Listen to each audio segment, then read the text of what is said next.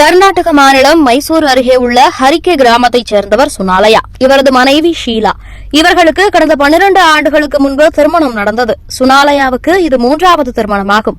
அவர் ஏற்கனவே 2 பேரை திருமணம் செய்திருந்தார். சுனாலயாவின் கொடுமை தாங்காமல் அவரது 2 மனைவியும் பிரிந்து சென்றுவிட்டனர். இதனால் சுனாலயா ஷீலாவை 3வதாக திருமணம் செய்து கொண்டார். இந்த நிலையில் முதல் 2 மனைவிகள் தன்னை விட்டு பிரிந்து சென்றதால் 3வது மனைவியான ஷீலாவும் தன்னை விட்டு பிரிந்து சென்று விடுவாரோ என்ற பயத்தில் ஷீலாவை வீட்டுக்குள் வைத்து பூட்டியுள்ளார். இதனால் ஷீலா 12 ஆண்டுகளாக வெளியே வர முடியாமல் வீட்டுக்குள்ளேயே முடங்கி கிடந்துள்ளார். இச்சம்பவம் குறித்து தகவல் அறிந்து சென்ற போலீசார் வீட்டின் கதவை உடைத்து ஷீலாவை மீட்டு மருத்துவமனைக்கு அனுப்பி வைத்துள்ளனர்.